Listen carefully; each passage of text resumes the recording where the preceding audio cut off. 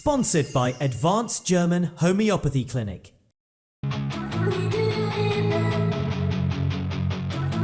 I'm Dr. Manoj Pujar. I am MD Homeopath, Classical Homeopath, Advanced German Homeopathy Clinic, Varicose Ulcer and Diabetic Wound Care Center.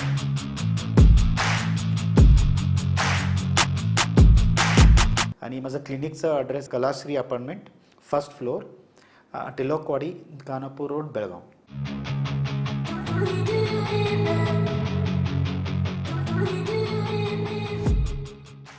नमस्कार, मी श्वेता अंकले.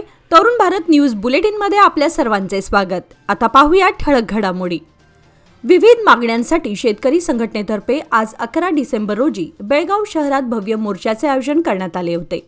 हिवाळी अधिवेशनाच्या चौथ्या दिवशी अलारवाड क्रॉसजवळ हजारो शेतकऱ्यांनी सरकार विरोधात तीव्र निदर्शने केली. शेतकऱ्यांनी मागण्यांची तत्काळ पूर्तता करावी अशी ठाम भूमिका घेतली.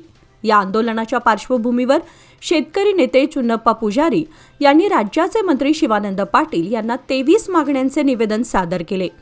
ऊस दर वाढ, दूध दर सुधारणा, साखर उद्योगातील पारदर्शकता आणि कृषी धोरणात बदल या प्रमुख मागण्या आहेत. प्रत्येक टन ऊसावर केंद्र आणि राज्य सरकारने अनुक्रमे 1,000 रुपये अनुदान द्यावे. राज्यातील सर्व 80 साखर कारखान्यांमध्ये डिजिटल वजन काटे बसवावेत. प्रत्येक साखर कारखान्यात रिकव्हरी सॅम्पल मशीन बसवणे अनिवार्य करावे. साखर आयुक्त कार्यालय बेळगावमध्येच कायम ठेवावे आणि तेथे IAS अधिकारी नियुक्त करावेत. दूध दरामध्ये तातडीची वाढ करावी, कारण मोठ्या प्रमाणावर कुटुंबे दुग्ध व्यवसायावर अवलंबून आहेत. या सर्व मागण्या लवकरात मान्य न झाल्यास उग्र आंदोलन छेडण्याचा इशारा दिला. कर्नाटक राज्याचे अरण्य मंत्री ईश्वर खांड्रे यांनी आज बेळगावातील सर्किट हाऊस येथे उपमुख्यमंत्री DK शिवकुमार यांची भेट घेऊन विविध विषयांवर समीक्षा बैठक घेतली. या बैठकीत त्यांनी वन विभागाच्या प्रलंबित कामांचा आढावा घेतला. वनसंवर्धन, मानव वन्यजीव संघर्ष टाळणे, वृक्ष लागवड मोहिमा तसेच पर्यावरणपूरक विकास प्रकल्प यावर सखोल चर्चा झाली. मंत्र्यांच्या उपस्थितीत वरिष्ठ अधिकारी, वन विभागाचे कर्मचारी आणि संबंधित विभागांचे प्रतिनिधी सहभागी होते. स्थानिक पातळीवरील अडचणी आणि उपाययोजना यावरही चर्चा झाली. राज्यातील ग्रामपंचायती अंतर्गत कार्यरत असलेल्या ग्रंथपालांना किमान वेतन व महागाई भत्ता मिळावा, तसेच संपूर्ण 19,201 रुपये थेट त्यांच्या खात्यात जमा करण्यात यावे, यासाठी आज बेळगावच्या सुवर्णसौध परिसरात भव्य आंदोलन करण्यात आले. हिवाळी अधिवेशनाच्या पार्श्वभूमीवर राज्यभरातील ग्रंथपालांनी या आंदोलनात सहभाग घेतला. राज्य ग्रामीण विकास व पंचायत राज विभागाकडून 19,201 रुपये किमान वेतन मंजूर करण्यात आले असले तरी प्रत्यक्षात फक्त 12,000 रुपये वेतन देण्यात येत आहे. त्यामुळे 7,201 रुपयांचा फरक व महागाई भत्ता तातडीने द्यावा अशी प्रमुख मागणी आंदोलनकर्त्यांनी केली. राज्यातील प्रत्येक जिल्ह्यातील ग्रामपंचायतीतील ग्रंथालयांमध्ये कार्यरत ग्रंथपाल या आंदोलनात सहभागी झाले होते. शासनाने लवकरात लवकर योग्य निर्णय घ्यावा, अन्यथा आंदोलन तीव्र करण्याचा इशाराही यावेळी देण्यात आला. जगलबेट येथील रोहिणी मनोज हणबर वय 26 यांना प्रसूती वेदना सुरू झाल्यानंतर स्थानिक सरकारी दवाखान्यात डॉक्टर उपलब्ध नसल्याने त्यांना 9 तारखेला पहाटे दांडेलीच्या सरकारी रुग्णालयात दाखल करण्यात आले. मात्र तेथेही मुख्य डॉक्टर अनुपस्थित असल्याने कर्मचाऱ्यांनी प्रसूती करण्याचा प्रयत्न केला, परंतु प्रकरण गुंतागुंतीचं असल्याचं सांगत त्यांना हुबळीकडे हलवण्याचा सल्ला दिला. वाटेत असल्याने रोहिणी यांना हल्याडच्या सरकारी दवाखान्यात नेण्यात आलं, परंतु तिथे त्यांना मृत घोषित करण्यात आलं. पुढील प्रक्रियेसाठी 10 तारखेला कारवार येथील सरकारी रुग्णालयात शवविच्छेदन करून मृतदेह नातेवाईकांच्या ताब्यात देण्यात आला. रोहिणीचा मृतदेह गावात पोहोचताच गावकऱ्यांनी डॉक्टरांच्या हलगर्जीपणामुळे मृत्यू झाल्याचा आरोप करत संताप व्यक्त केला. रोहिणीचे पती मनोज हणबर यांनी जगलबेट व दांडेली येथील डॉक्टरांची अनुपस्थिती आणि निष्काळजीपणा यामुळे पत्नीचा मृत्यू झाल्याचा आरोप करून संबंधित डॉक्टरांविरुद्ध तक्रार दाखल करण्याची भूमिका व्यक्त केली. बेळगावात सुरू असलेल्या हिवाळी अधिवेशनाच्या पार्श्वभूमीवर राज्यस्तरीय देवदासी संघटनेच्या वतीने भव्य मोर्चा काढून सरकारकडे विविध मागण्या सादर करण्यात आल्या. देवदासी महिलांच्या मुलांना उच्च शिक्षणासाठी निधी जाहीर करावा, तसेच मासिक भत्त्यामध्ये वाढ करावी अशी प्रमुख मागणी यावेळी करण्यात आली. बेळगाव जिल्ह्यातील पुनर्वसित आणि धर्मांतरित देवदासी महिलांच्या पुढाकारातून ही संघटना कार्यरत असून राज्यातील 3,823 माजी देवदासी महिला या संघटनेच्या सदस्य आहेत. राज्य सरकारच्या महिला आणि बालकल्याण विभागांतर्गत कर्नाटक महिला विकास महामंडळाद्वारे बेळगाव देवदासी पुनर्वसन प्रकल्प राबवण्यात येतो. या प्रकल्पामार्फत देवदासी प्रथेचे समूळ नष्ट करण्यासाठी व त्यांच्या सामाजिक पुनर्वसनासाठी विविध उपक्रम राबवले जात आहेत. संघटनेच्या म्हणण्यानुसार गेल्या अनेक वर्षांपासून गावागावात जाऊन देवदासी प्रथेविषयी जागृती अभियान राबवले जात आहे. मात्र अजूनही त्यांच्या मुलांच्या शिक्षणासाठी निधी मिळत नाही. त्यामुळे तात्काळ निधी वितरित करून नोकरीची संधी आणि आर्थिक आधार द्यावा अशी ठाम मागणी करण्यात आली. जगभरातील 32 देशांमधून आलेल्या अनिवासी भारतीय प्रतिनिधींनी गुरुवारी सकाळी उपमुख्यमंत्री डी.के. शिवकुमार यांची सुवर्ण विधानसौध बेळगाव येथे भेट घेतली. या भेटीचा उद्देश भारत आणि NRI समुदायातील सहकार्य वाढवणे, गुंतवणूक संधी शोधणे आणि सांस्कृतिक व शैक्षणिक सहकार्य वाढवणे हा होता. यावेळी आमदार MLC आरती कृष्णा, अपर मुख्य सचिव तुषार गिरीनाथ आणि DCM सचिव राजेंद्र चोळन हेही उपस्थित होते. उपमुख्यमंत्र्यांनी प्रतिनिधींशी संवाद साधताना कर्नाटकमध्ये वाढत्या विकास कामांविषयी माहिती दिली आणि राज्यात NRI गुंतवणुकीला प्रोत्साहन देण्यासाठी सरकार कटिबद्ध असल्याचे त्यांनी सांगितले. ही भेट NRI प्रतिनिधींच्या भारताशी असलेल्या नात्याला बळकट करणारी ठरली आहे. जमात आणि अंजुमन-ए-इस्लाम खानापूरच्या प्रतिनिधींनी आमदार आसिफ सेठ आणि मंत्री BZ जमीर अहमद यांची भेट घेऊन समुदायाच्या कल्याणासंबंधी विविध प्रश्न तसेच सुरू असलेल्या विकास कामांबाबत सविस्तर चर्चा केली. बैठकीदरम्यान प्रतिनिधींनी समुदायाला भेडसावणाऱ्या महत्त्वाच्या समस्या अधोरेखित करत स्थानिक स्तरावर आवश्यक सुविधांच्या उभारणीची मागणी केली. तसेच आमदार आसिफ सेठ यांच्या नेतृत्वाखाली राबवण्यात येत असलेल्या उपक्रमांसाठी त्यांनी कृतज्ञता व्यक्त केली. यावेळी मंत्री जमीर अहमद यांनी मांडलेल्या सर्व मुद्द्यांचे संबंधित विभागांमार्फत परीक्षण करून आवश्यक ती कार्यवाही तातडीने करण्यात येईल असे आश्वासन दिले. बैठकीत दोन्ही नेत्यांनी सर्वसमावेशक विकासाचा संकल्प पुनरुच्चारित करत समुदाय संघटनांशी सातत्यपूर्ण संवाद ठेवण्याचे आणि कल्याणकारी योजनांची प्रभावी अंमलबजावणी सुनिश्चित करण्याचे आश्वासन दिले. बेळगाव शहरातील रामनगर नजीकच्या समिती कॉलेज परिसरात आज गुरुवारी सकाळी गॅस सिलेंडरचा स्फोट झाला. या स्फोटामध्ये काही नागरिक जखमी झाल्याने परिसरात भीतीचं वातावरण निर्माण झालं होतं. घटनेची माहिती मिळताच अग्निशमन दलाने तात्काळ घटनास्थळी धाव घेऊन आग आटोक्यात आणली. ही घटना माळ मारुती पोलीस ठाण्याच्या हद्दीत घडली असून पोलीस अधिक तपास करत आहेत. जखमींना जवळच्या रुग्णालयात दाखल करण्यात आले. पोलीस पुढील चौकशी करत आहेत. जिल्ह्यातील कागवाड तालुक्यातील बसवेश्वर, केपवाड तसेच रामदुर्ग तालुक्यातील वीरभद्रेश्वर आणि सालापूर उपसा सिंचन प्रकल्पांच्या प्रगतीबाबत आज सुवर्णसौध येथे मुख्यमंत्री सिद्धरामय्या यांनी आढावा बैठक घेतली. कागवाड तालुक्यातील 22 दुष्काळग्रस्त गावांपैकी 27,462 हेक्टर क्षेत्राला पाणी पुरवठा करणारा बसवेश्वर उपसा सिंचन प्रकल्प 2017 मध्ये आमचे सरकार सत्तेत असताना सुरू करण्यात आला होता. या प्रकल्पावर आतापर्यंत 1,158 कोटी रुपये खर्च झाले आहेत आणि 90% काम पूर्ण झाले आहे. जून अखेरपर्यंत प्राधान्याने काम पूर्ण करण्यासाठी पावले उचलावीत. प्रकल्प पूर्ण करण्यासाठी 652 एकर जमीन संपादित करणे आवश्यक आहे आणि भूसंपादन प्रक्रिया अंतिम टप्प्यात आहे.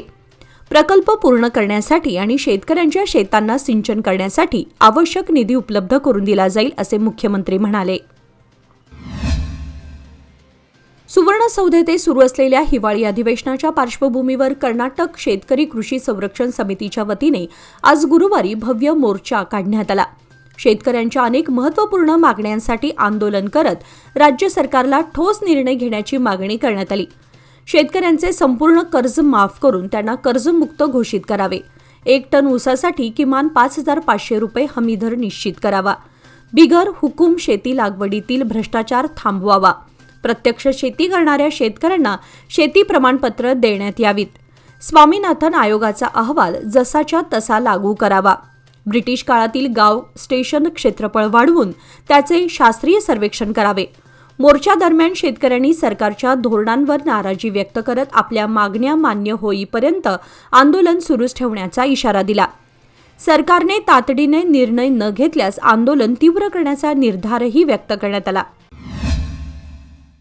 इन्व्हेस्टमेंट अशीच करणार ज्याने माझी हार्टबीट खूप अशी नाही होणार आणि म्हणून एक पार्ट FD मध्ये नक्की इन्व्हेस्ट करणार, कारण FD आहे तर स्टडी आहे. लोकमान्य FD सोबत मिळवा best interest rate. Lokmanya FD आहे तर स्टडी आहे. कारवार येथील कारागृहात पुन्हा एकदा मेंगळूर येथील 6 कुख्यात कैद्यांकडून गोंधळ घालण्याचा प्रकार समोर आलाय. वस्तूंच्या वापरावर निर्बंध आणल्यामुळे संतप्त झालेल्या कैद्यांनी जेल प्रशासनासमोर अराजकता निर्माण केली. गेल्या 7 डिसेंबर रोजी कैदी मोहम्मद अब्दुल फयान आणि निहाल कौशिक यांनी जेलर कल्लापा गस्ती आणि इतर कर्मचाऱ्यांवर प्राणघातक हल्ला केला होता. त्यानंतर अवघ्या काही दिवसात पुन्हा एकदा अशा प्रकाराची पुनरावृत्ती झाल्यानं कारागृह प्रशासन हादरलं आहे. सतत होणाऱ्या अशा घटनांमुळे जेल कर्मचाऱ्यांमध्ये भीतीचं वातावरण निर्माण झालं असून सुरक्षा व्यवस्था अपुरी ठरत असल्याचं चित्र आहे. कारावासातील नियम कडक करण्याची मागणी आता जोर धरू लागली आहे. या घटनेनंतर वरिष्ठ पातळीवर चौकशीचे आदेश देण्यात आले असून संबंधित कैद्यांवर कारवाई होण्याची शक्यता आहे. आज गुरुवारी बेळगाव सर्किट हाऊस येथील निवासामध्ये पत्रकारांशी बोलताना कर्नाटकचे उपमुख्यमंत्री DK शिवकुमार यांनी भाजपवर जोरदार शब्दात टीका करत द्वेषपूर्ण भाषणाचे जनक म्हणजे भाजपच अशा शब्दामध्ये टीका केली. ते पुढे म्हणाले की जातपात, धर्म आणि वैयक्तिक टीका करणे हे भाजपचे मुख्य राजकारण ठरले आहे. त्यांनी कधीही संविधानाचा आदर केला नाही असे त्यांनी ठणकावले. द्वेषमूलक भाषणांबाबत विधानसभेमध्ये सविस्तर चर्चा केली जाईल आणि मी स्वतः हे मुद्दे सभागृहात मांडणार आहे. त्यांच्या या वक्तव्यामुळे हिवाळी अधिवेशनात राजकीय वातावरण आणखी तापण्याची शक्यता आहे. निपाणी शहर पोलिसांनी गांजासारख्या अंमली पदार्थांची वाहतूक करणाऱ्या 2 आरोपींना अटक केली आहे. त्यांच्या ताब्यातून 10.6 किलो गांजा आणि वाहतुकीसाठी वापरण्यात आलेली दुचाकी जप्त करण्यात आली. माहितीच्या आधारे पोलिसांनी ही कारवाई केली असून आरोपींविरुद्ध संबंधित कायद्यांतर्गत गुन्हा दाखल करण्यात आलाय. गांजा कुठून आणला गेला आणि कुठे नेला जाणार होता याचा तपास सध्या सुरू आहे. या कारवाईमुळे अंमली पदार्थांच्या गैरवापराविरोधातील पोलिसांची सक्रियता पुन्हा एकदा स्पष्ट झाली आहे. पुढील तपास निपाणी शहर पोलीस करत आहेत. बेळगाव येथील सुवर्ण चौदच्या समोरील नव्याने उभारण्यात आलेल्या वृंदावन शैलीतील रंगीत कारंज्याचे उद्घाटन आज गुरुवारी मुख्यमंत्री सिद्धरामय्या यांच्या हस्ते पार पडले. यावेळी विधानसभेचे अध्यक्ष UT खादर उपस्थित होते. उद्घाटन प्रसंगी मंत्री, आमदार तसेच वरिष्ठ प्रशासकीय अधिकारी उपस्थित होते. या वर्णरंगी कारंज्यामुळे विधानसौध परिसराचं सौंदर्य अधिक खुलून गेलंय. राज्याच्या हिवाळी अधिवेशनाच्या पार्श्वभूमीवर हे उद्घाटन झाल्याने या आकर्षक कारंज्याकडे सर्वांचे लक्ष वेधले गेले आहे. माजी आमदार फिरोज सेठ आणि आमदार आसिफ सेठ यांच्या निवासस्थानी नुकतीच झालेल्या डिनर मीटिंगमध्ये कोणतीही राजकीय चर्चा झाली नाही असे विधान परिषदेचे सदस्य सलीम अहमद यांनी स्पष्ट केले आहे. गुरुवारी पत्रकारांशी बोलताना ते म्हणाले की या डिनरला विशेषतः अल्पसंख्याक नेते आमंत्रित होते. काही लोकांना वाटते की आम्ही डिनर पार्टी केली की त्याचा राजकीय अर्थ काढायचा. आम्ही चिकन, मटण, डोसा, इडली खाल्ली का हे विचारण्यापेक्षा भाजपने जनतेसाठी काय काम केले हे दाखवावे. ते पुढे म्हणाले की गेल्या 2-2.5 वर्षांपासून आम्ही मुख्यमंत्री सिद्धरामय्या यांच्या नेतृत्वाखाली दिलेल्या आश्वासनांनुसारच शासन चालवत आहोत. विरोधकांनी अनावश्यक मुद्दे उचलण्यापेक्षा जनतेच्या प्रश्नांवर लक्ष केंद्रित करावे. या वक्तव्यामुळे अलीकडच्या राजकीय चर्चांना विराम मिळण्याची शक्यता आहे.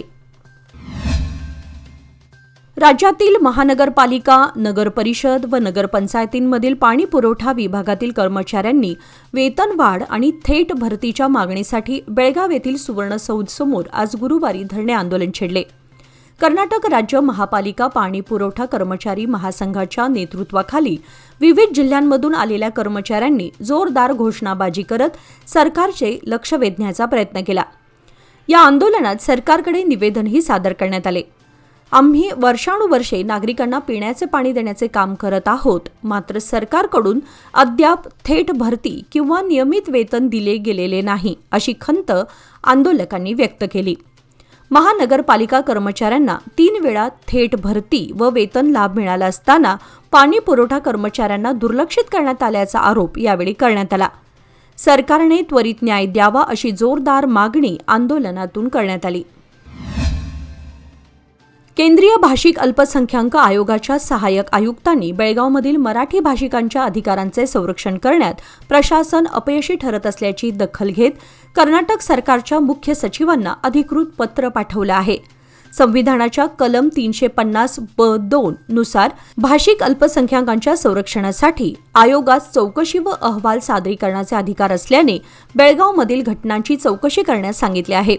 बेळगावात कन्नड संघटनांकडून मराठी फलकांवर रंग फासणे, त्यांची नासधूस करणे आणि प्रशासनाकडून दुर्लक्ष होत असल्याची तक्रार महाराष्ट्र एकीकरण युवा समितीचे अध्यक्ष अंकुश केसरकर यांनी आयोगाकडे 2 वेळा नोंदवली होती. या तक्रारीची गांभीर्याने नोंद घेत आयोगाने जिल्हाधिकारी आणि महापालिका आयुक्तांना भाषिक अल्पसंख्याकांच्या हक्कांचे रक्षण करण्याचे निर्देश देण्यास मुख्य सचिवांना सूचित केले आहे. यापूर्वी 5 वेळा पाठवलेल्या स्मरणपत्रांमध्ये बेळगावचे जिल्हाधिकारी दुर्लक्ष करत असल्याचेही आयोगाने पत्रात नमूद केले आहे. अल्पसंख्याक उपायुक्त एस. शिवकुमार यांच्या फेब्रुवारी दौऱ्यामध्ये जिल्हाधिकाऱ्यांनी मराठी भाषिकांसाठी नोडल अधिकारी नेमण्याचे आश्वासन दिले होते, मात्र 10 महिने होऊनही त्याची अंमलबजावणी झालेली नाही. या पार्श्वभूमीवर आयोगाने तातडीने आवश्यक कारवाई करून अहवाल सादर करण्याच्या सूचनाही दिल्या असून युवा समितीने या हालचालीचे स्वागत केले आहे. बेळगाव येथील हिवाळी अधिवेशनाच्या पार्श्वभूमीवर महाविद्यालयीन शिक्षण विभाग, सीडीसी, डी ग्रुप व डेटा एंट्री ऑपरेटर म्हणून कार्यरत कंत्राटी कामगारांनी आज भव्य मोर्चा काढून सरकारकडे निवेदन सादर केले. या कामगारांनी नोकरीत कायम करणे, वेतन व भत्त्यात वाढ तसेच सेवा सुरक्षा, किमान वेतन, ईएसआय व पीएफच्या तरतुदी लागू कराव्यात अशी ठाम मागणी केली. अनेक वर्षे सेवा बजावत असूनही अद्याप कामगारांना कोणतीही शाश्वती नाही. त्यामुळे त्यांना आर्थिक व सामाजिक असुरक्षिततेला सामोरे जावे लागत आहे. मोर्चामध्ये सहभागी कामगारांनी समान काम, समान वेतन, न्याय मिळेपर्यंत लढा अशा घोषणा देत सरकारला आपल्या मागण्यांकडे लक्ष वेधले. सरकारने लवकरात लवकर सकारात्मक निर्णय घ्यावा, अन्यथा आंदोलन तीव्र करण्याचा इशाराही यावेळी देण्यात आला. याचबरोबर आजचे बातमीपत्र इथे संपले. अधिक माहिती आणि ताज्या घडामोडींसाठी पाहत रहा तरुण भारत न्यूज चॅनल. तसेच आमच्या चॅनलला लाईक, शेअर आणि सबस्क्राईब करायला विसरू नका. आणि विश्वासार्ह बातम्यांसाठी दररोज वाचा दैनिक तरुण भारत. धन्यवाद.